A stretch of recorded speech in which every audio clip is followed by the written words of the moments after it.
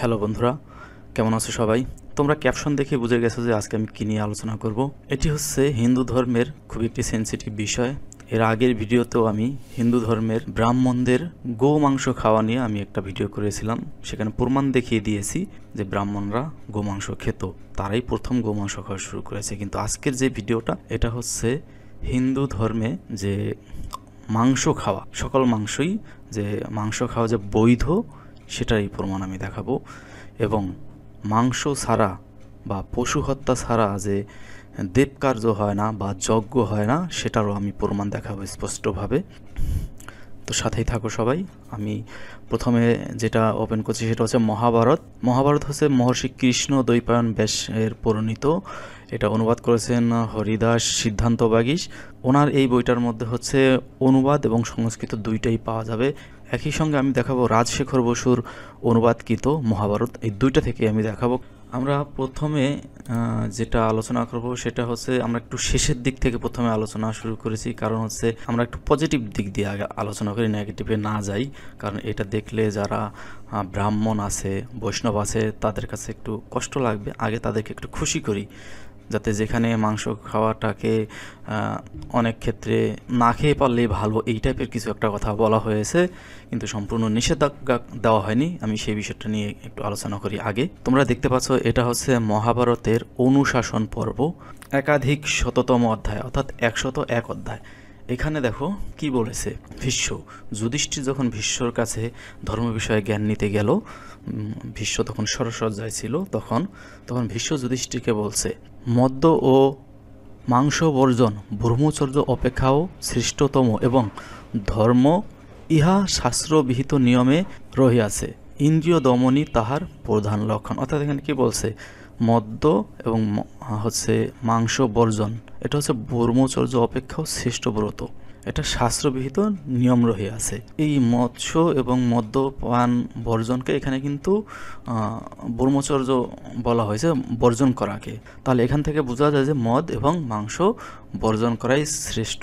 তবে এখানে কিন্তু একেবারে নিষেধ বলেনি যে এগুলো খাওয়া যাবেই না, এরকম কিন্তু কিছু বলেনি এখানে। আমরা আরও সামনে যাই, দেখি কি আছে। এখানে দেখো, এখানে যে শ্লোক আছে, তোমরা যারা শ্লোকটা দেখতেছো একটু শ্লোকটা মিলিয়ে নিতে পারো, যারা সংস্কৃত বোঝো তারা এখান থেকে শ্লোকটা পড়ে নিও। আমি অর্থটা দেখাচ্ছি। অতএব যথার্থ ধর্মজ্ঞ পিতামহ, অর্থাৎ যুধিষ্ঠির আবারও প্রশ্ন করলো যে, অর্থাৎ এখানে দেখো যুধিষ্ঠির প্রশ্ন করছে যে ধর্মানুসারে যথাযথভাবে এখন সমস্ত বলুন, কোন বস্তু খাদ্য এবং কোন বস্তু অখাদ্য, সেই সমস্ত আমার নিকট বলুন। ভীষ্ম বললেন, মহাবাহু ভরতনন্দন, তুমি যে রূপ বলিতেছ ইহা এই রূপই বটে। জগতে মাংস অপেক্ষা উৎকৃষ্ট কোনো বস্তুই নেই, অর্থাৎ জগতে মাংস থেকে কোনো শ্রেষ্ঠ বস্তু নেই, তিনি সেটাই বললেন। রোগে ক্ষীণদেহ সন্তপ্ত চিত্ত বমনাসক্ত ও দূরপদ গমনে পরিশ্রান্ত লোক, অর্থাৎ দূরে যারা গমন করে পরিশ্রান্ত হয়, ক্লান্ত হয়, তাদের কথা বলছে। তাদের পক্ষে মাংস অপেক্ষা হিতজনক বস্তু আর নাই। অর্থাৎ রোগে ক্ষীণদেহ মানে হচ্ছে যারা রুগ্ন, পরিশ্রম করে, তাদের জন্য মাংস খুবই হিতজনক, সেটাই বললেন এখানে। অর্থাৎ এর আগে কিন্তু বলছে যে মাংস বর্জন করাই ভালো, এখানে কিন্তু আবার মাংসের প্রশংসা করলেন। এরপরে দেখি, এটা হচ্ছে তোমার 10 থেকে 14 নং শ্লোকে। এখানে বলছে, মাংস সদ্য বল বৃদ্ধি করে এবং অত্যন্ত পুষ্টি উৎপাদন করিয়া থাকে, অতএব মাংস অপেক্ষা কোনো খাদ্যই উৎকৃষ্ট নহে। সেই মাংস বর্জন করিলে মনুষ্যগণের যে বহুতর গুণ হয়, তাহা আমি বলিতেছি, তুমি শ্রবণ করো। যে মানুষ পরের মাংস দ্বারা নিজের মাংস বৃদ্ধি করিতে ইচ্ছা করে, তাহা অপেক্ষা অত্যন্ত ক্ষুদ্র জগতে আর নাই। অর্থাৎ যে সে মানুষ অত্যন্ত নৃশংস। অর্থাৎ এখানে আবার কিন্তু মাংস ভক্ষণকে সে কি বলছে, মানে খারাপ বলছে, যে মাংস খাওয়া ভালো না। অর্থাৎ পরের মাংস, অর্থাৎ মাংস বৃদ্ধির জন্য যে চেষ্টা করে তাকে খারাপ বলছে। অর্থাৎ মাংস বৃদ্ধি যদি করো কোনো পশুর মাংস খেয়ে, সেটা খারাপ, কিন্তু মাংস বৃদ্ধি ছাড়া যদি রোগের জন্য খেতে চাও, সেটা খাওয়া যেতে পারে। এখানে কিন্তু সেটাই বোঝা গেল আগের যেই শ্লোকটা আর এবং এটা মিলিয়ে। জগতে প্রাণ হইতে প্রিয়তর কোনো বস্তুই নাই, অতএব মানুষ যেমন নিজের উপরে দয়া করে, তেমনি পরের উপরেও দয়া করিবে।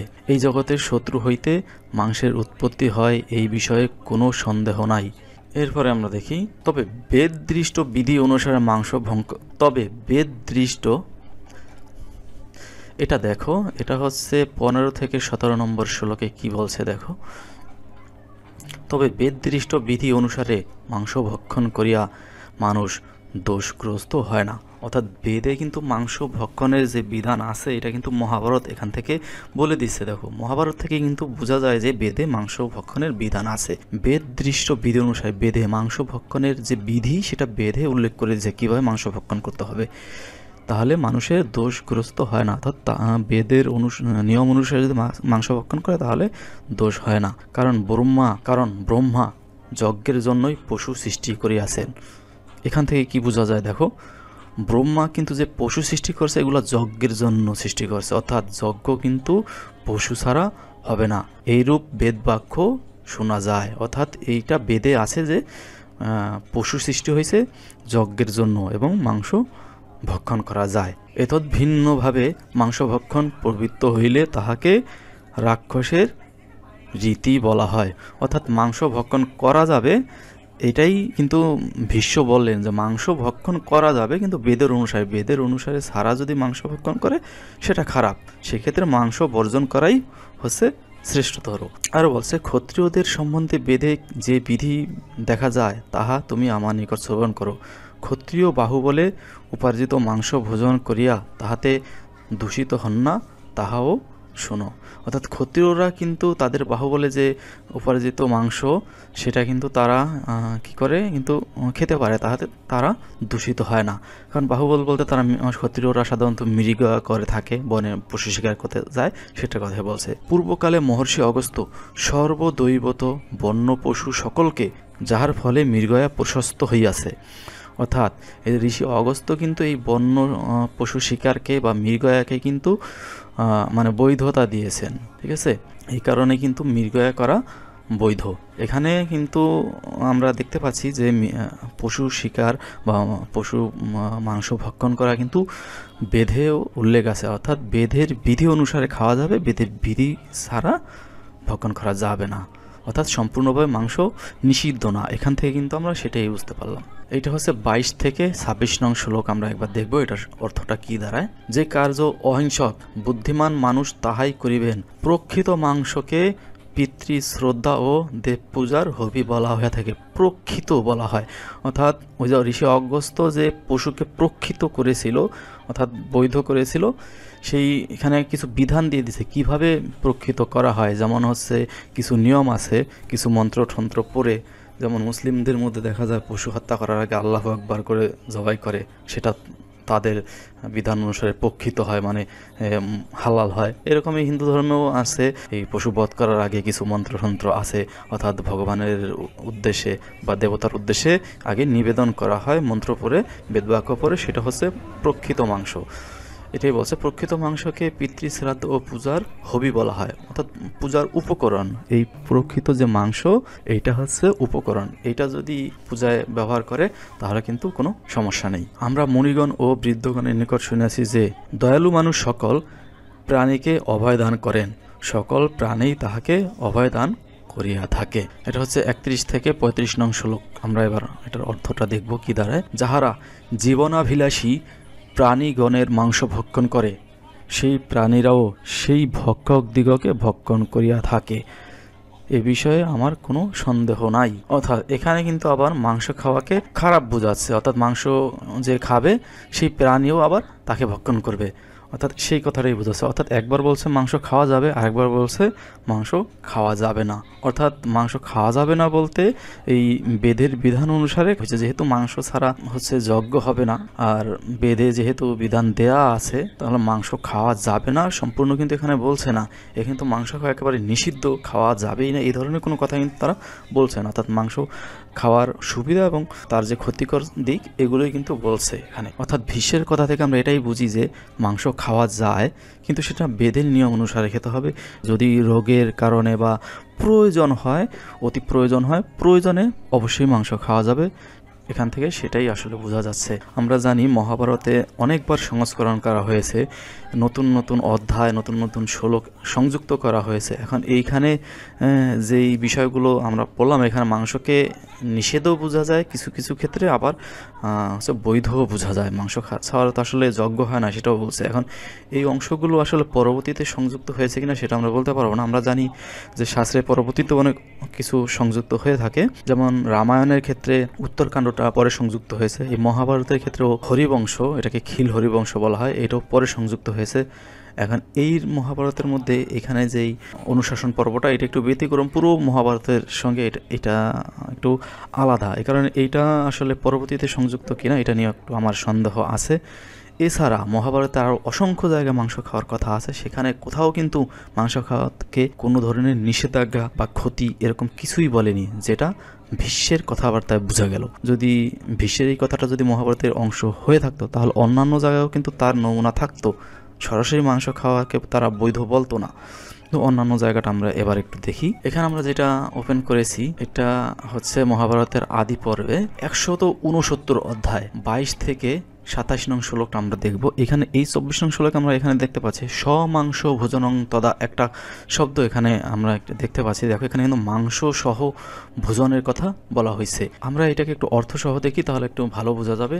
উপরে এগুলো পড়বো না, যেহেতু ভিডিওটা অনেক বড় হয়ে যাবে, এখানে অনেক কিছু আমাদের দেখানোর আছে। এই সময় ক্ষুধার্ত কোনো ব্রাহ্মণ রাজাকে বনের ভিতরে উপস্থিত দেখিলেন এবং তাহার নিকট মাংসযুক্ত অন্ন ভোজন করিতে চাইলেন। অর্থাৎ একজন ব্রাহ্মণ কিন্তু রাজার কাছে মাংসযুক্ত অন্ন ভোজন করতে চাইলেন। এখান থেকেও কিন্তু বোঝা যায় যে ব্রাহ্মণরা মাংস খেতে পারে, বা হিন্দু ধর্মে মাংস খাওয়া যায়। একজন ব্রাহ্মণ যেহেতু মাংস খেতে পারে, সেক্ষেত্রে অন্যান্যদের তো আর কোনো কথাই থাকে না। এই রাজার নাম ছিল কলমাসপদ রাজা, যে কিনা অভিশাপ পেয়েছিলেন পরবর্তীতে এই ব্রাহ্মণের দ্বারাই, সেটা আমি একটু দেখাই। এখানে দেখো, এই রাজার কাছে যখন ব্রাহ্মণ মাংস খেতে চাইলো, তখন তিনি বললেন যে আচ্ছা, তুমি এখানে অপেক্ষা করো, এই যে এখানে। রাজা বললেন ব্রাহ্মণকে, আপনি এখানেই আমার জন্য প্রতীক্ষা করুন, আমি কিছুকাল অবস্থান করুন, আমি ফিরিয়ে আসিয়া অভিষ্ট অন্ন দান করিব। এরপরে রাজা আসার পর কিছুক্ষণ একটু বিচরণ করলো, অর্থাৎ ভুলে গেছে ওই ব্রাহ্মণের কথা। এরপর রাত্রির দ্বিতীয় প্রহরে তার হঠাৎ মনে পড়লো, তখন তিনি পাচককে বললেন ওই ব্রাহ্মণকে মাংসযুক্ত খাবার দিয়ে আসতে। তারপর এটা আমরা দেখিয়ে যাও, পাচক তুমি যাও, ওই বনের ভিতরে ক্ষুধার্ত এক ব্রাহ্মণ আমার প্রতীক্ষা করতেছেন, তুমি মাংসযুক্ত অন্ন দ্বারা তাহাকে সন্তুষ্ট করো। অর্থাৎ রাজা মাংসযুক্ত অন্ন দ্বারা ওই ব্রাহ্মণকে সন্তুষ্ট করতে বললেন। রাজা এই কথা বলিলে সেই পাচক কোথাও মাংস না পাইয়া দুঃখিত হইয়া সে বিষয়ে রাজাকে জানাইলো। কি জানাইলো দেখি। কিন্তু রাক্ষস রাজা দুঃখিত হইয়া বারবার সেই পাচককে বলিলেন, তুমি সেই ব্রাহ্মণকে নরমাংস ভোজন করাও। অর্থাৎ এই যে রাজা, কলমাসপাদ রাজা, এই কলমাসপাদের শরীরে কিন্তু তখন একজন রাক্ষস তার ভিতরে বাস করছিল। তখন সেটাও কোনো একজন ব্রাহ্মণের অভিশাপে, যার কারণে সে তখন ওই পাচককে বলল, তুমি ওই ব্রাহ্মণকে নরমাংস ভোজন করাও। অর্থাৎ এই যে নরমাংস ভোজন করাইতে বলছে এই রাজা, সেটা কিন্তু ওই রাক্ষসের বশে। কিন্তু এই যে ব্রাহ্মণ যিনি মাংস ভোজন করতে চাইলেন, তার শরীরে কিন্তু কোনো রাক্ষস ছিল না। কিন্তু সেই ব্রাহ্মণ যে মাংস ভোজন করতে চাইলেন, সেটা কিন্তু তার সজ্ঞানেই চাইলেন। এখানে কিন্তু এই রাক্ষসের কোনো সম্পর্ক নেই। রাক্ষস কিন্তু ভর করছে এই রাজার উপরে, যে কিনা নরমাংস দেওয়ার জন্য বললেন। সেই তপস্বী ব্রাহ্মণকে সমর্পণ করিল। তখন সেই ব্রাহ্মণ দিব্য দৃষ্টি দ্বারা সেই অন্ন দেখিয়া ক্রোধে আরক্ত নয়ন হইয়া বলিলেন, এই অন্ন অখাদ্য। যখন সেই রাজাধমটা আমাকে অখাদ্য অন্ন দিয়েছে, তখন সেই মূর্খের এই অন্নের লোভ হইবে। আর পূর্বে শক্তি যেমন বলিয়াছেন, সেইভাবেই সে রাজা নরমাংস ভোজনে আসক্ত থাকিয়া প্রাণীগণের ভয়জনক হইয়া এই পৃথিবীতে বিচরণ করিবে। এবং সেই ব্রাহ্মণ এই প্রকার দুইবার বলায় রাজার সে সাপ অত্যন্ত প্রবল হইল। অর্থাৎ সেই ব্রাহ্মণ কিন্তু খুবই ধার্মিক ব্রাহ্মণ বা খুবই তেজস্বী ব্রাহ্মণ ছিলেন, যার কারণে সেই ব্রাহ্মণের সাপে কিন্তু সেই রাজা নরমাংসভোজী রাক্ষস হয়ে গেলেন। অর্থাৎ যদি সেই ব্রাহ্মণ যদি ভণ্ড হইতেন, তাহলে কিন্তু তার এই দিব্য শক্তি কিন্তু তার থাকতো না। এতেই বোঝা যায় যেহেতু দিব্য শক্তিশালী ব্রাহ্মণরাই কিন্তু হচ্ছে মাংস ভোজন করতেন, সেটা কিন্তু এখান থেকে প্রমাণ হয়। আদি পর্বেরই এখানে এটা হচ্ছে 260 অধ্যায়ের 2 থেকে 6 নং শ্লোক। এটা আমরা একটু অর্থসহ দেখি। তোমরা চাইলে এটাকে এই সংস্কৃতটা একটু অনুবাদ করে দেখতে পারো। আমি সরাসরি অনুবাদটাই তোমাদেরকে দেখাচ্ছি। এখানে এই ঘটনাটা হয়েছে দেবতাদের মধ্যে অগ্নিদেব, যে ওই অগ্নিদেব হচ্ছে কৃষ্ণ এবং অর্জুনের কাছে আসলেন। অর্জুন এবং কৃষ্ণ হচ্ছে একটা নদীর পাড়ে যেখানে খাণ্ডব বন ছিল, সেই খাণ্ডব বনের কাছে অপেক্ষা করতেছিলেন, বিচরণ করতেছিলেন। তখন অগ্নিদেব ব্রাহ্মণের বেশ ধরে আসলেন। এসে কি বলল কৃষ্ণ এবং অর্জুনকে সেটা আমরা দেখি। আমি বহুভুজি ব্রাহ্মণ, অর্থাৎ এই ব্রাহ্মণ বহুভুজি মানে সব কিছু ভক্ষণ করে সে, অর্থাৎ অগ্নিদেব সব কিছুই ভক্ষণ করে, এখান থেকে কিন্তু সেটাই বোঝা যায়। আমি সর্বদাই অপরিমিত ভোজন করিয়া থাকি। অতএব হে কৃষ্ণার্জুন, আমি আপনাদেরকে প্রার্থনা করিতেছি যে আপনারা একটিবার মাত্র আমার তৃপ্তি সম্পাদন করুন। অর্থাৎ অগ্নিদেব বলতেছে আমি সবসময় অপরিমিত ভোজন করি, অর্থাৎ আমার কখনোই কি ক্ষুধা নিবৃত্ত হয় না। অর্থাৎ তাকে যে তার ভক্তরা, অর্থাৎ যজ্ঞের মাধ্যমে তো আসলে অগ্নিকে খাবার দেওয়া হয়, সেই অগ্নিকে সবসময় ভক্তরা অপরিমিত খাবারই দিয়ে থাকে। এখন সে পরিমিত অর্থাৎ তৃপ্তি নিয়ে খাবার খেতে চাচ্ছে, এই কারণে এই কৃষ্ণ এবং অর্জুনের কাছে আসলেন। তারা কি বললো একটু দেখি। এই ব্রাহ্মণ এইরূপ বলিলে কৃষ্ণ ও অর্জুন দুইজনেই তাহাকে বলিলেন, আপনি কি খাদ্য খাইয়া তৃপ্তি লাভ করিয়া থাকেন? আমরা সেই খাদ্য সংগ্রহের জন্য চেষ্টা করিব। অর্থাৎ কৃষ্ণ অর্জুন তাকে জিজ্ঞাসা করল, আপনি যেই খাবার চান আমরা আপনাকে সেই খাবার দেব। আমরা কি খাদ্য সংগ্রহ করিব?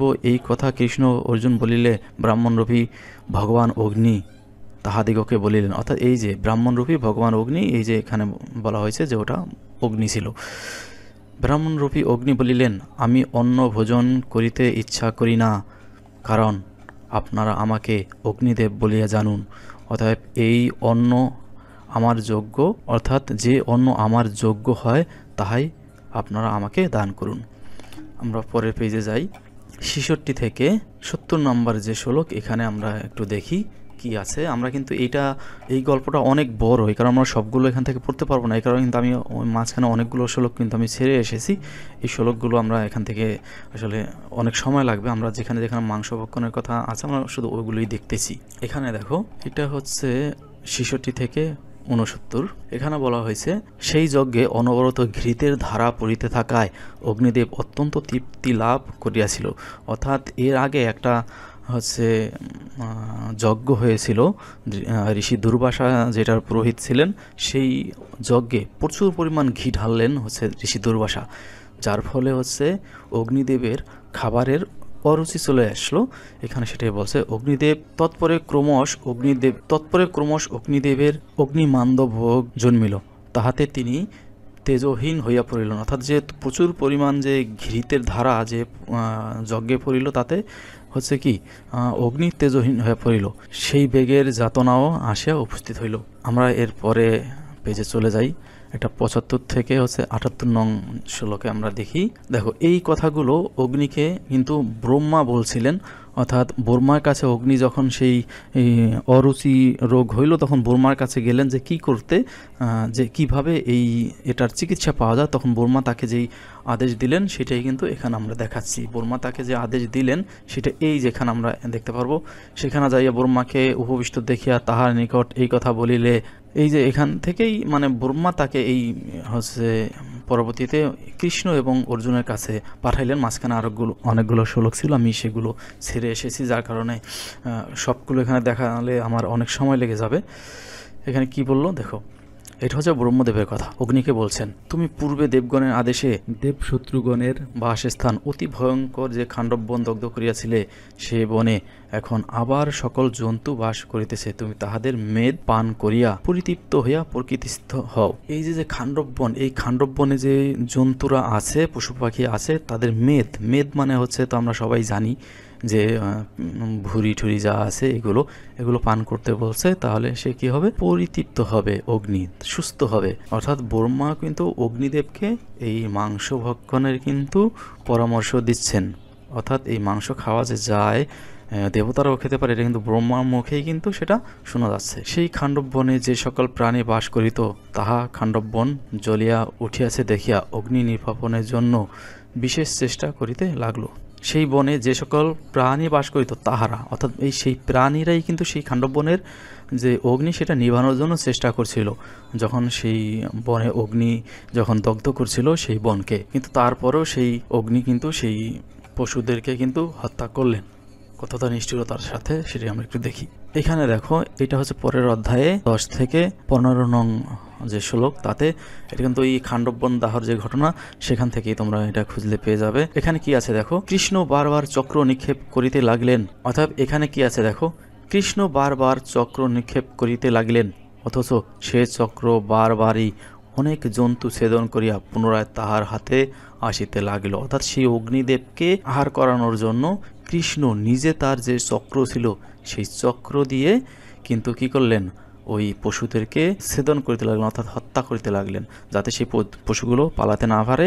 এখানে কৃষ্ণ এবং অর্জুন নিজে কিন্তু সহযোগিতা করলেন পশু হত্যায় এবং এই অগ্নিদেবকে এই মাংস ভক্ষণে। এইখানে যে কৃষ্ণ যে চক্রটা যে পেলেন, এইখানে এই চক্রটা কিন্তু এই শর্তেই, অর্থাৎ সুদর্শন চক্র যে কৃষ্ণ হাসিল করলেন বা কৃষ্ণর যে সুদর্শন চক্রের কথা বলা হয়, সেই সুদর্শন চক্র কিন্তু এই যে এই অভিশপ্ত ঘটনার ফলেই কিন্তু কৃষ্ণ পেয়েছেন। কৃষ্ণের কাছে যখন অগ্নিদেব বললেন যে আমি যখন এই খান্ডব দাহ করব, তখন ইন্দ্র হচ্ছে তক্ষকের বন্ধু, এই তক্ষক এই খান্ডব বনে বাস করে, তখন তার বন্ধুকে বাঁচানোর জন্য ইন্দ্র এসে আমাকে বাধা দেয়, অর্থাৎ ইন্দ্রের হাত থেকে আমাকে রক্ষা করবে, এটা কৃষ্ণকে এবং অর্জুনকে বলল। তখন অর্জুন বলল, আমাদের কাছে তো সেই অস্ত্র নেই, আমরা এখানে ঘুরতে এসেছি, অস্ত্র ছেড়ে এসেছি, আমরা কি দিয়ে রক্ষা করব।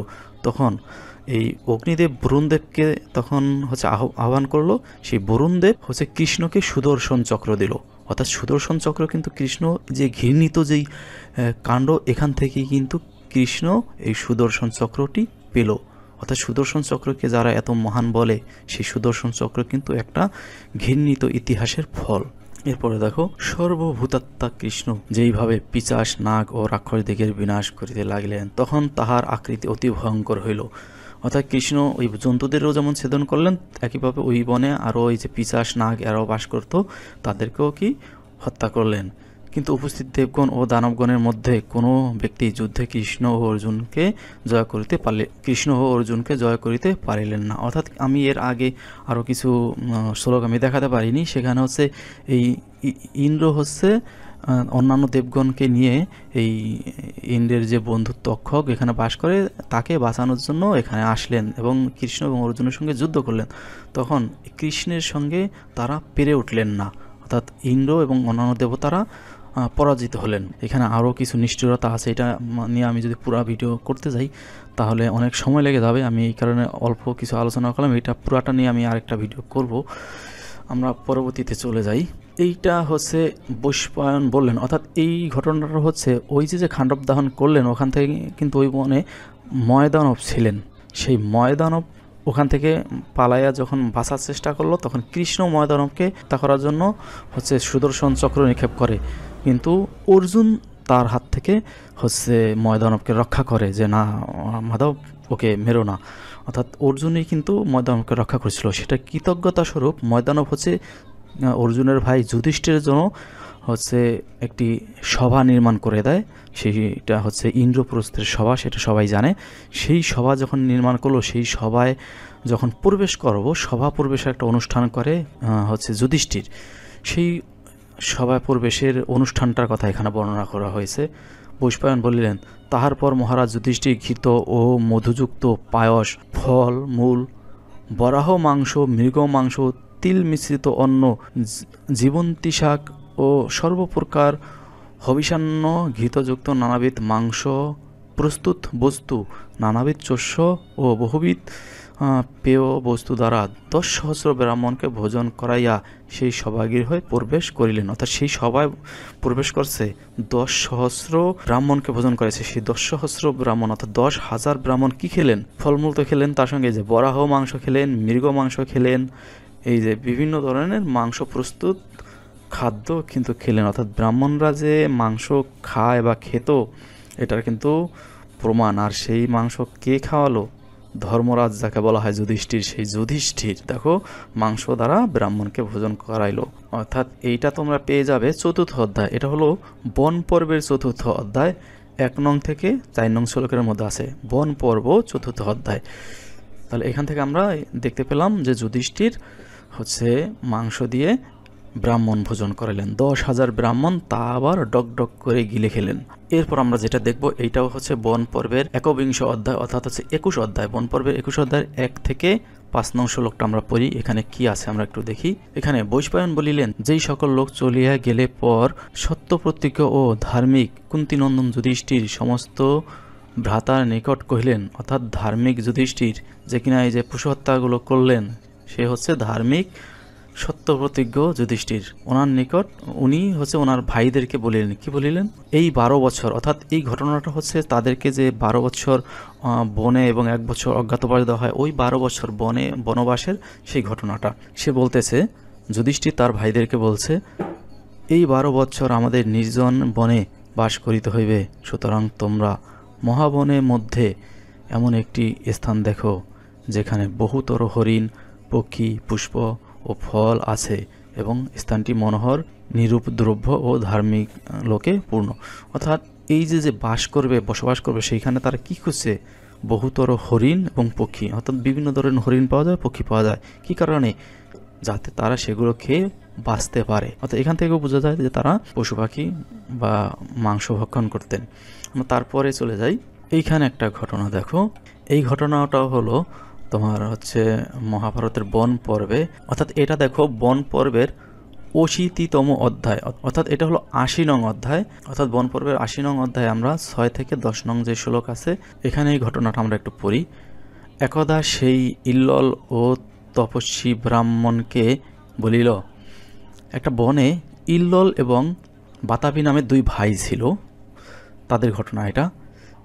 ইল্লল ও তপস্বী ব্রাহ্মণকে বলিল, ভগবান, আপনি আমাকে ইন্দ্রতুল্য একটি পুত্র দান করুন। কিন্তু সেই ব্রাহ্মণ ইল্ললকে ইন্দ্রতুল্য পুত্র দান করিলেন না। তাহাতেই ইল্লল সেই ব্রাহ্মণের উপর অত্যন্ত ক্রুদ্ধ হইল। তদ্বোধেই মায়াবী ইল্লল ব্রাহ্মণদের উপর ক্রুদ্ধ ও ব্রাহ্মণ হন্তা হইয়া তার ভ্রাতা বাতাবিকে ছাগল করিতে লাগিল। অর্থাৎ তার যে ভাই ছিল, ইল্ললের ভাই বাতাবি, তাকে ছাগলে রূপান্তর করলো। কামরূপী বাতাবিও তৎক্ষণাৎ ভোক্তার ইচ্ছানুসারে কখনো ছাগরূপী এবং কখনো মেষরূপী হইত। তাহার পর ইল্লল তাহাকে ছেদন ও রন্ধন করিয়া ব্রাহ্মণকে ভোজন করাইত। এইভাবে সে ব্রাহ্মণদিগকে হত্যা করিবার ইচ্ছা করিল। ইল্লল যে কোনো মৃত ব্যক্তিকে বাক্য দ্বারা আহ্বান করিত, সেই ব্যক্তি আবার দেহ ধারণপূর্বক জীবিত হইয়া আসিত, ইহা দেখা যেত। অর্থাৎ এই ইল্ললের একটা ক্ষমতা ছিল বা শক্তি ছিল, সে যদি কোনো মৃত ব্যক্তিকে তার নাম ধরে ডাক দিত, তাহলে সেই মৃত ব্যক্তি আবার পুনরায় দেহ ফিরে পেত এবং আইসা হাজির হইত। অর্থাৎ এখানে কিন্তু সেই জিনিসটা আমরা দেখতে পাচ্ছি। তাহলে তিনি কি করলেন, এই বাতাবিকে রান্না করে সে ব্রাহ্মণদেরকে খাওয়ালেন, রান্না করে ব্রাহ্মণদিগকে খাওয়াইতো এবং ব্রাহ্মণরা সেগুলো খেত, এবং তার ফলে কিন্তু কি করতো, ব্রাহ্মণরা মারা যেত। কারণ ব্রাহ্মণরা খাওয়ার পরে সেই বাতাবির নাম ধরে হচ্ছে ইল্লল ডাকলেই তারপর সেই ব্রাহ্মণের পেটের ভিতর থেকে হচ্ছে বাতাবি আবার সেই পুনরায় তার দেহরূপ ধারণ করে বেরিয়ে আসতো, পেট চিরে বেরিয়ে আসতো। কারণ ইল্ললের ক্ষমতা আছে যে সে যে কারো ব্যক্তির নাম ধরে ডাকলেই সে দেহ ধারণ করে পুনরায় আবার তার সামনে হাজির হবে। 11 থেকে 15 নং শ্লোকে আমরা একটু দেখি। সুতরাং বাতাবি ছাগল হইলে ইল্লল তাহাকে ছেদন ও রন্ধন করিয়া ব্রাহ্মণকে ভোজন করাইত, পুনরায় আহ্বান করিত, এবং অত্যন্ত মায়াবী, বলবান ও ব্রাহ্মণ কণ্টক মহাসুর বাতাবিও ইল্ললের সেই উচ্চ স্বরে আহ্বান শুনিয়া তৎক্ষণাৎ সেই ব্রাহ্মণের পার্শ্বভেদ করিয়া হাসিতে হাসিতে নির্গত হইত। এইভাবে সেই দুষ্ট বুদ্ধি ইল্লল ভোজন করাইয়া ব্রাহ্মণদেবকে বধ করিতে থাকিল।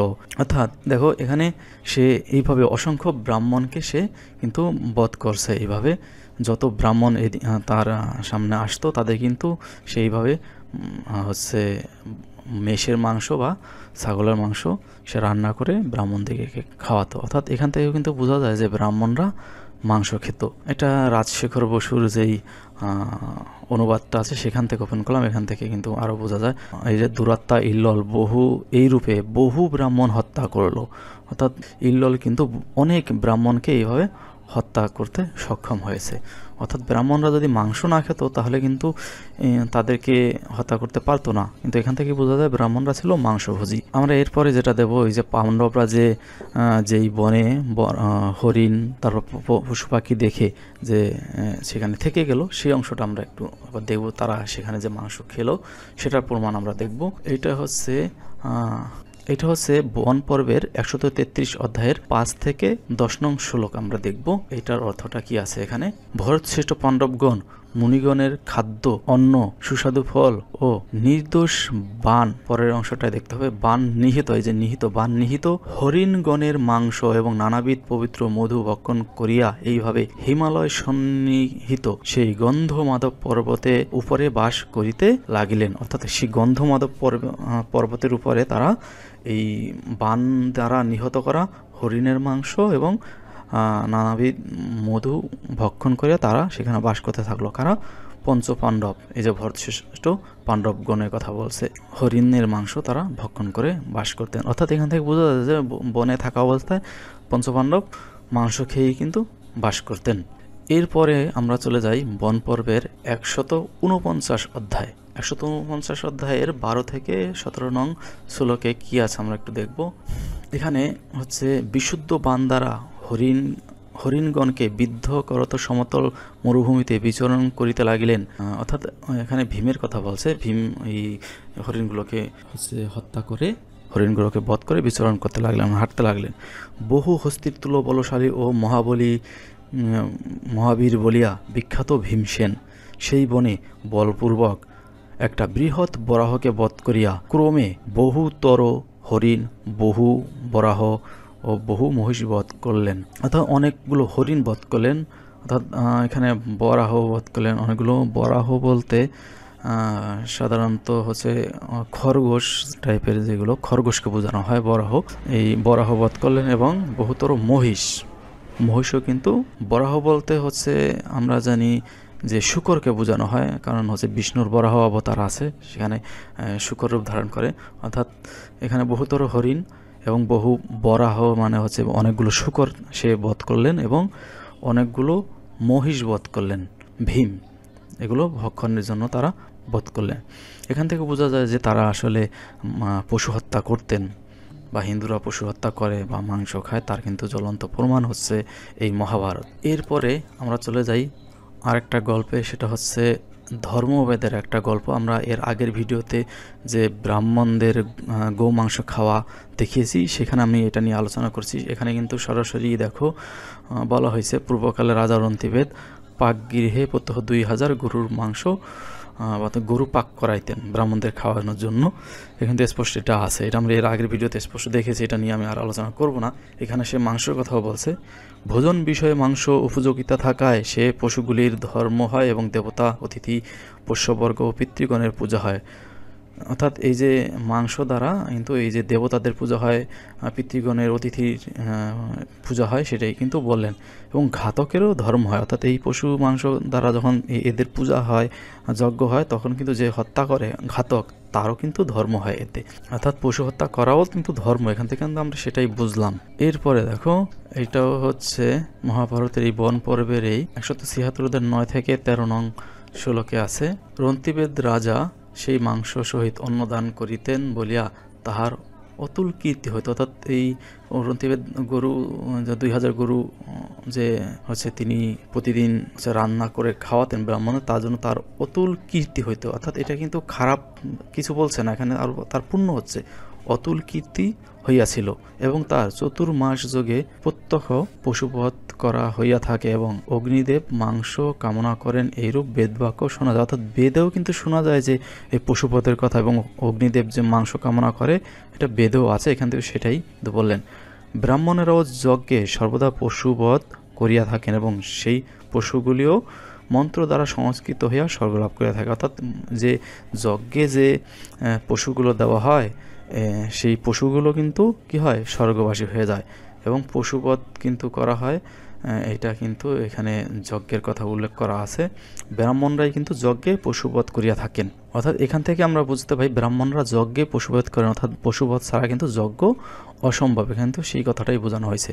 পূর্বকালে অগ্নি যদি মাংসার্থী না হইতেন তবে মাংস কাহারও খাদ্য হতো না, অর্থাৎ পূর্বকালে অগ্নিই হচ্ছে সর্বপ্রথম মাংসাশী হলেন, তারপর থেকেই কিন্তু হচ্ছে মাংসকে বৈধ করা হলো, হিন্দু ধর্মে বেদ বিহিত করা হলো। যে লোক সর্বদা দেবতা ও পিতৃগণকে দান করিয়া মাংস ভক্ষণ করে তাহার সে ভক্ষণে মুনিরাই বিধি দিয়েছেন, অর্থাৎ মুনিরাই কিন্তু মাংস ভক্ষণে বিধি দিয়েছেন যদি সেগুলো দেবতা এবং পিতৃগণকে দান করিয়া তারপরে সে সেই মাংস ভক্ষণ করে, তাহলে সেগুলো ভক্ষণ করা যাবে। মুনিরাই কিন্তু বিধি দিয়েছেন, অর্থাৎ এখানে কিন্তু আমরা স্পষ্ট বুঝতে পারি যে হিন্দু ধর্মে মাংস খাওয়া বৈধ। এখানে আমরা বন পর্বের হচ্ছে কত অধ্যায়ে 21 অর্থাৎ 221 অধ্যায়ে আমরা দেখব। 221 অধ্যায়ের 10 থেকে 13 নং শ্লোকে এই ঘটনাটা আমি একটু বলি। এটা হচ্ছে যখন যুধিষ্ঠির পঞ্চপাণ্ডব হচ্ছে দ্রৌপদীকে নিয়ে একটা কুটিরে উঠলেন, তখন দ্রৌপদীকে একা রেখে তারা পঞ্চপাণ্ডব গেলেন পশু শিকার করতে। তখনই জয়দ্রথ অর্থাৎ হচ্ছে দুর্যোধনের যে ভগ্নিপতি ছিল জয়দ্রথ, ও হচ্ছে ওদিক দিয়ে যাচ্ছিল। তখন দেখলো যে ওখানে এক সুন্দরী নারী দ্রৌপদী ওখানে বসে আছে, তাকে দেখে কাম বাসনা জাগলো, সে তাকে হরণ করার জন্য আসলো। কিন্তু দ্রৌপদী তো জানতো না হরণ করার জন্য আসে, কিন্তু দ্রৌপদী তাকে স্বাগত জানালো। দ্রৌপদী জয়দ্রথকে বললেন, কুরুরাজজাত কুন্তী নন্দন রাজা যুধিষ্ঠির, আমি ও তাহার ভ্রাতারা সকলেই কুশলে আছি এবং আপনি অন্য যাহাদের কথা জিজ্ঞাসা করতেছেন তাহারাও কুশলে আছেন। অর্থাৎ এইখানে হচ্ছে প্রথমে হচ্ছে কে কেমন আছে খোঁজখবর নিলেন, জয়দ্রথ এসে দ্রৌপদীর সাথে আলাপ আলোচনা করলেন। তারপরের কথা এইখানে হচ্ছে দ্রৌপদী জয়দ্রথকে বলছে মাংসের কথা, দেখো রাজপুত্র, আপনি এই পাদ্য ও আসন গ্রহণ করুন, আর আমি আপনাকে প্রাতকালের খাদ্যরূপে 50টি হরিণ দিছি। প্রাতকাল মানে হচ্ছে রাতের খাবারের রূপে 50টি হরিণ দিছে, অর্থাৎ 50টি হরিণ দিবে জয়দ্রথকে এবং তার সৈন্যকে রাতের ভোজনের জন্য। কে দিবে? দ্রৌপদী। অর্থাৎ এখান থেকে কিন্তু বোঝা যাচ্ছে যে মাংস খাওয়া যায়। হরিণ দেবে দ্রৌপদী, পঞ্চপাণ্ডব ধর্মরাজ যুধিষ্ঠিরের স্ত্রী, তিনি মাংস খেতে দিচ্ছেন জয়দ্রথকে। তারপর কুন্তীনন্দন যুধিষ্ঠির আসিয়া নিজে আপনাকে বহুতর, অর্থাৎ বহুতর কি দেবে আমরা পরে জানতে পারবো, এই 15 থেকে 18তে যুধিষ্ঠির আসিয়া জয়দ্রথকে আরও কিছু দেবে। কি দেবে সেটা আমরা এখান থেকে দেখি। ওই নেও পৃষদ নঙ্কু হরিণ সরব শশ ভল্লুক রুরু সম্বর বগয় মৃগ বরাহ মহিষ ও যত প্রকার মৃগ আছে সকল দান করবেন। তারা আরও বহুতর এই ধরনের পশু, এই সবগুলো কিন্তু বিভিন্ন ধরনের পশুর নাম, সবগুলোর অর্থ আমিও বুঝি না, আমি তোমাদেরকে বলতে পারবো না, কিন্তু এই সবগুলো হচ্ছে একটা পশু। এটা কিন্তু অনলাইনে সার্চ দিলে কিন্তু এগুলো পাওয়া যাবে। এটা বিভিন্ন ধরনের হরিণের বর্ণনা এখানে বলা হয়েছে, শূকর, এরপর হচ্ছে ভাল্লুক, খরগোশের কথাও এখানে বলা হয়েছে। এই সবগুলো হচ্ছে যুধিষ্ঠির এসে আবার জয়দ্রথকে দেবেন, এটা দ্রৌপদী বলছেন। এগুলো আবার জয়দ্রথ তার সৈন্যদের নিয়ে ভক্ষণ করবেন। অর্থাৎ যে হিন্দুরা যে মহাভারতে যে মানে ঘাপুস ঘুপুস যে মাংস খেত, সেটা কিন্তু স্পষ্ট আমরা এখান থেকে প্রমাণ পাচ্ছি। এরপরে আমরা চলে যাই অভিমন্যুর বিবাহে। অভিমন্যুর বিবাহে কি ঘটনা ঘটলো, এটা হচ্ছে আমরা জানি অভিমন্যুর বিবাহটা হচ্ছে বিরাট পর্বে। এই যে হচ্ছে বিরাট পর্ব, বিরাট পর্বের অধ্যায়টা একটু আমরা নিচে দেখতে পাবো, সপ্তষষ্ঠী অর্থাৎ 67 অধ্যায়, বিরাট পর্বের 67 অধ্যায়ের 20 থেকে 23 নং শ্লোকে তোমরা এটা পাবে। এটা হচ্ছে দেখো এখানে কি বলতেছে, রাজারা সেই দেশ হইতে আগমন করিলে বনমালী কৃষ্ণ, অর্থাৎ যাদব শ্রেষ্ঠ কৃষ্ণের কথা বলছে, ভগবান শ্রীকৃষ্ণের কথা, হলায়ুধ বলরাম, কৃষ্ণের ভ্রাতা বলরাম, আরও অন্যান্য যে কৃতবর্মা সাত্যকী এই ধরনের বিভিন্ন যে তার সঙ্গীরা ছিল, তারা এসে উপস্থিত হলেন, সেটাই বললো। অর্থাৎ অভিমন্যুর যে বিবাহ হবে অভিমন্যুর শ্বশুর বাড়িতে এসে উপস্থিত হলেন। এরপরে আমরা দেখি কি কাণ্ড ঘটলো সেটা একটু দেখব। সেই বিবাহটা সম্পন্ন হলো হচ্ছে কৃষ্ণের উপস্থিতিতে। সেইখানে দেখো বিরাট রাজার লোকেরা নানা প্রকার হরিণ ও শত শত পবিত্র পশু বধ করিতে থাকিল এবং তত্রস্থ লোকেরা যথাযোগ্য প্রচুর সুরা ময়ূরেও অন্যান্য মদ্যপান করিল। অর্থাৎ এই যে নেশার কথাও কিন্তু এখানে আছে। শ্রীকৃষ্ণ সেইখানে উপস্থিত, শ্রীকৃষ্ণের সম্মুখে শত শত পশু হত্যা করলেন এবং তাদেরকে সেটা দিয়ে খাওয়ালেন, আতিথ্যতা করলেন এবং সুরা এবং মদ এখানে পান করলেন। অর্থাৎ নেশাও কিন্তু এখানে বৈধতা দেখা যাচ্ছে এই মহাভারত অনুসারে। আর কি দেখাবো, শ্রীকৃষ্ণ নিজেও কিন্তু এর সঙ্গে জড়িত। এর আগে তো দেখালাম এই হচ্ছে খান্দবডা হতে, সেখানেও শ্রীকৃষ্ণ জড়িত, এখানেও শ্রীকৃষ্ণ জড়িত। এরপর একটু দেখাই মুনিদের বিষয়ে। এখানে দেখো এইটা হচ্ছে কোন পর্বে, ষোলো পর্বে 47 অধ্যায় 36 থেকে 40 নং শ্লোকে আছে, এই স্থান হইতে তোমার যাইতে হবে না, আমি তোমাকে উত্তম মৎস্য দান করিব, তুমি তাহাই ভোজন করিয়া থাকো। অর্থাৎ এইটাকে আমি যদি আর একটু সুন্দরভাবে বুঝাইতে চাই তাহলে এখানে রাজশেখর বসুটা দেখাইলে ভালো হইতো, মানে শ্লোক সহ না থাকা আমি ওখানে দেখাতে পাচ্ছি না। দেখো, সরস্বতী এইরূপ বলিলে, এই ঘটনাটা আমি একটু বর্ণনা করি রাজশেখর বসু ওখান থেকে, তাহলে পুরোটা তোমরা বুঝতে পারবে। পুরাকালে সরস্বতী তীরে তপস্যারত দধিসি মুনি অলম্বুষা অপ্সরাকে দেখে বিচলিত হন। অর্থাৎ অলম্বুষা যে নাম এক অপ্সরাকে দেখে দধিসি মুনির কাম উতলে উঠল, তার ফলে সরস্বতী নদীর গর্ভে তার একটি পুত্র হলো। অর্থাৎ অপ্সরার দিকে তার কাম উঠলো আর গর্ভবতী হলো সরস্বতী নদী। নদীর গর্ভে আবার পুত্র হয়। নদীর গর্ভে পুত্র হওয়ার যে বিজ্ঞানটা, সেটা এই মহাভারতের লুকায়িত আছে। এই বিজ্ঞানটা আজ পর্যন্ত আমাদের বিজ্ঞানীরা আবিষ্কার করতে পারে নাই। কি মহান বিজ্ঞান! এখানে দেখো, নদী, আমরা জানি নদী কি, আমরা সকলেই জানি, তার আবার পুত্র হয়। অর্থাৎ দধিসি মুনি নদীকে কি করলেন, গর্ভবতী করলেন। নদী থেকে পুত্র হলো কেমনে আমি জানি না, কি ধরনের গাজাহরি গল্প এখানে। এখন দেখো, প্রসবের পর সরস্বতী দধিসিকে সেই পুত্র দান করিলেন। দধিসি তুষ্ট হয়ে সরস্বতীকে বর দিলেন। তারপরে ঘটনায় আমরা যাই, কিছুকাল পরে ভয়ঙ্কর অনাবৃষ্টি হলো। মহর্ষি ক্ষুধার্ত হয়ে প্রাণ রক্ষার জন্য নানা দিকে ধাবিত হলেন। সারস্বত মুনি, এখন এই সরস্বতীর যে পুত্র হলো, যে অবৈধ পুত্রটা এই যে দধিসি মুনির, তার নাম হলো সারস্বত। মুনিও যাওয়ার ইচ্ছা করলেন, কিন্তু সরস্বতী তাকে বললেন, পুত্র যেও না, তোমার আহারের জন্য আমি উত্তম মৎস্য দেব। সারস্বত তার আশ্রমে রইলেন এবং মৎস্য ভোজনে প্রাণ ধারণ করে দেবতা পিতৃগণের তর্পণ এবং দেবচর্চা করলেন। অর্থাৎ মাছও যে ভোজন করা যে ধর্মবিহিত, সেটাও আমরা এখান থেকে দেখতে পাচ্ছি। দেখো, সে মুনি, একজন ঋষি, তিনি কিন্তু তার জীবন ধারণ করলেন কিভাবে, মাছ খেয়ে। এবং দেখো সর্বশেষ কি আছে, তখন 60,000 মুনি সারস্বতের শিষ্যত্ব স্বীকার করলেন। এত বিশাল একজন, মানে মহান একজন মুনি তিনি হয়ে উঠলেন মাছ খেয়ে খেয়ে। 60,000 মুনি তার শিষ্য হলেন। আমরা জানি মুনিরা এমনি শ্রেষ্ঠ হয়, এবং তারপরও তাদের যেই গুরু হলেন এই মাছ খাওয়া মুনি, তাহলে তিনি কতটা শ্রেষ্ঠ ছিলেন। তিনি যদি মাছ খেতে পারেন, তাহলে মাছ মাংস আমাদের জন্য কোনোভাবেই অবৈধ হতে পারে না। আমরা সেটাই দেখলাম। এরপরের গল্পে আমরা যাব রন্তিবেদের গো হত্যা। এটা তো আমরা এর আগেও আলোচনা করছি, এখানে আরেকটা অধ্যায়ও এই রন্তিবেদের গো হত্যা আছে। রন্তিবেদ দেখো, এইটা একটু পড়ে নাও, আমি আর পড়বো না, এটা নিয়ে আলাদা একটা ভিডিও করেছি, তোমরা দেখে নাও। ব্রাহ্মণদের গো হত্যা বা গোভক্ষণ। এখানে দেখো, এই যে রন্তিবেদ প্রতি রাতে 20,100 গো হত্যা করতেন এবং ভোজন করাইতেন। আমি আর এটা পড়বো না, এটা আলাদা ভিডিওতে আছে। পরে আমরা দেখি ইন্দ্রের একটা ঘটনা। এটা হচ্ছে অশ্বমেধিক পর্বের 10ম অধ্যায়ে 26 থেকে 29 নং শ্লোকে তোমরা পাবে। একটু তোমরা দেখে নিতে পারো, আমি এক মূলটাই আলোচনা করছি। ব্রাহ্মণ শ্রেষ্ঠরা অগ্নির জন্য রক্তবর্ণ পশু এবং বিশ্বদেবগণের জন্য বহু বর্ণযুক্ত পশু বধ করো। এটা হচ্ছে, আমি একটু ঘটনাটা রাজশেখর বসু এখান থেকে দেখি, তোমরা এখান থেকে পড়ে নিও। আমি এখানে পুরোটা পড়ছি না, এখানে আমি অন্যান্য পড়তে গেলে যেহেতু এখানে শ্লোক সহ অনেক সময় লাগবে, আমি মূল অনুবাদটা শুধু পড়ব।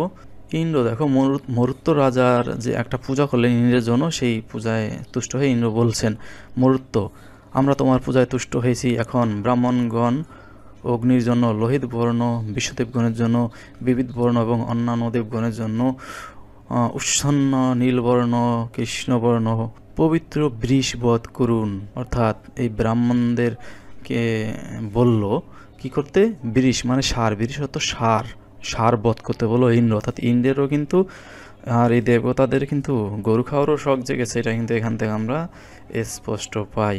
দেখো এবারে যে এখানে এই যে শ্লোক সহ এখানেও কিন্তু আছে, এই যে হিংসনীয় একটি বৃষ বধ করুন, এখানেও আছে। তোমরা এই শ্লোকটা থেকেও তোমরা এটা পড়ে নিতে পারো। আচ্ছা, গেল। এরপরে আমরা যেটা দেখব, যজ্ঞে যে পশু হত্যা হয় এটার বা পশু হত্যা ছাড়া যে যজ্ঞ হয় না, এটার নমুনা আমরা এখান থেকে দেখতে পাবো। দেখো, এইটা হলো গিয়ে উদ্যোগ পর্ব, অর্থাৎ যে যুদ্ধ শুরু হবে কুরুক্ষেত্রের তার আগ দিয়ে। এটা হচ্ছে মূলত উদ্যোগ পর্ব। দেখো, অর্থাৎ উদ্যোগ পর্বের ঘটনা। ইন্দ্র বললেন, আমি দেবরাজ, এই মহাবল পুরুষ আমার শত্রু, সেজন্য বজ্রাঘাতে একে বধ করেছি। আমি কঠোর প্রায়শ্চিত্ত করব।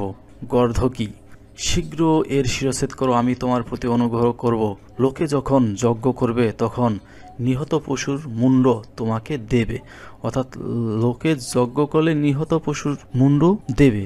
এই কথা দ্বারা কি বোঝায়? মানে যজ্ঞে পশু নিহত বাধ্যতামূলক, অর্থাৎ যজ্ঞ করলে পশু নিহত সেখানে হয়ই, এই কারণে সেখান থেকে মুন্ড দেবে। অর্থাৎ এখান থেকে তুমি বোঝাই যাচ্ছে, আমরা একাধিক জায়গায় দেখলাম যজ্ঞে পশুর কথা। অর্থাৎ যজ্ঞ যেখানে যেখানে আমরা পেয়েছি সেখানে কিন্তু পশু হত্যার কথা আমরা পাচ্ছি। অর্থাৎ যজ্ঞ মানেই হচ্ছে পশু ছাড়া যজ্ঞ হয় না, এটা কিন্তু আমাদের শাস্ত্র বলে দিচ্ছে। কিন্তু এখনকার যেই পণ্ডিতরা তারা নিজেরা আলাদা করে শাস্ত্র বের করে নিজের মতো করে এই জিনিসগুলো হাইড করে। কেউ যদি এগুলো শাস্ত্র ঘেটে পড়তে যায় তাকে পড়তে দেয় না। তোমরা একমাত্র গীতা পাঠ করো এবং হরে কৃষ্ণ জপ করো, তাহলেই হবে। তর্ক বিশ্বাসে মিলায় বস্তু তর্কে বহুদূর, এই কথা বলে টুপি পরিয়ে দেওয়া হচ্ছে, যার কারণে কেউ এই শাস্ত্র ধরার সুযোগ পায় না। মানুষকে এই শাস্ত্র পড়তে দেওয়া হয় না, এইসব কিন্তু ঢেকে রাখা হচ্ছে। তাদের নিজের ইচ্ছা মতো এই সমস্ত পণ্ডিতরা তাদের নিজেদের ইচ্ছা মতো ধর্মকে পরিচালনা করছে। ধর্মকে কিন্তু ধর্মের মতো বা শাস্ত্রের মতো তারা পরিচালিত হতে দিচ্ছে না। আরও একটা যজ্ঞ আমরা দেখাই। তোমরা জানো এই যজ্ঞটা হচ্ছে বিশাল বিখ্যাত একটা যজ্ঞ, তোমরা বুঝতে পারবে।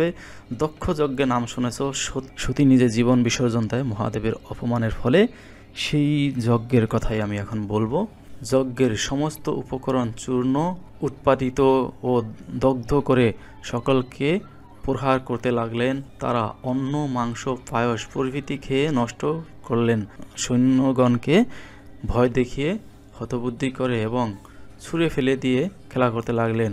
রুদ্র কর্মা বীরভদ্র যজ্ঞস্থল দগ্ধ করে যজ্ঞের শিরচ্ছেদ করে ঘোর সিংহনাদ করলেন। অর্থাৎ দেখো এখানে কি বোঝা যায়? যজ্ঞ, এখানে যজ্ঞের মধ্যেও কিন্তু মাংস আছে। এই ঘটনাটা হচ্ছে যখন শিব বা মহাদেব তার একটা জটা থেকে বীরভদ্রকে সৃষ্টি করলেন, সেই বীরভদ্র এসে এই যজ্ঞ নষ্ট করলেন। সেই বীরভদ্রের কাণ্ডটাই এখানে আমি শুধু দেখাইলাম। এখানে স্পষ্ট লেখা আছে তারা অন্ন মাংস পায়স প্রভৃতি খেয়ে নষ্ট করলাম। অর্থাৎ এই যজ্ঞেও কিন্তু মাংস আছে। অর্থাৎ যজ্ঞ যেখানেই হয় সেখানেই কিন্তু কি হয়? পশু বলি দেওয়া হয়। এই কথাটা কিন্তু এখানে স্পষ্ট। তো তোমাদের এখন কি মনে হচ্ছে? এতক্ষণ আমি তোমাদের যে প্রমাণগুলো দেখালাম এরপর থেকে কি মনে হয়? হিন্দু ধর্মে কি মাংস নিষিদ্ধ, পশু হত্যা নিষিদ্ধ? এতগুলো প্রমাণ আমি তোমাদেরকে দেখালাম, সূত্র দিয়ে দিলাম। তোমরা দয়া করে এই সূত্রগুলো দেখে মহাভারতের যেই অধ্যায়গুলো বললাম, যেই শ্লোকগুলো আমি দেখালাম সূত্রসহ, এগুলো আমার ভিডিও থেকে পজ করে করে মিলিয়ে সেখান থেকে তোমরা পড়ে প্রয়োজনে যাচাই করে নিতে পারো। এবং কমেন্টে তোমরা জানাও যে মহাভারতে যেই প্রমাণগুলো আমি দেখালাম এরপর থেকে কি মনে হয় তোমার, যে হিন্দু ধর্মে আসলেই কি পশু হত্যা নিষেধ, মাংস খাওয়া নিষেধ, মাছ খাওয়া নিষেধ, আর যজ্ঞে কি পশু বলি নিষিদ্ধ? এখান থেকে কিন্তু স্পষ্ট আমরা অনেকগুলো প্রমাণ পেলাম, অসংখ্য প্রমাণ পেলাম, যেখানে ধার্মিকরা একদম ধর্মের যারা একদম মূল যাদেরকে অনুসরণ করা হয়, হিন্দুরা যাদেরকে দিয়ে এই ধর্মের অনুসরণ করে, তারাই কিন্তু পশু হত্যা করছেন, মাংস ভক্ষণ করছেন। এবং যতবারই এখানে আমরা যজ্ঞের ঘটনা পেলাম প্রতিটি যজ্ঞেই দেখলাম যে পশু হত্যা হচ্ছে এবং মাংস দরকার হচ্ছে। অর্থাৎ মাংস ছাড়া যে হিন্দুদের যজ্ঞ হয় না, এটা কিন্তু এই মহাভারত পড়লে স্পষ্ট প্রমাণ হয়ে যায়। এরপরেও একদল মানুষ আছে যারা হচ্ছে শাস্ত্র খুলে দেখবে না, অন্ধের মতো ধর্ম ব্যবসায়ীরা যা বলবে ওইটাকেই বিশ্বাস করবে এবং মূর্খের মতো না জেনেই অযথা তর্ক করবে। কিছু লোক এটাও বলবে যে এগুলো ভুয়া, এটা মিথ্যে। আচ্ছা, যদি এই মহাভারত মিথ্যে হয় আমার তো আপত্তি নেই, আমি বরং খুশি হব।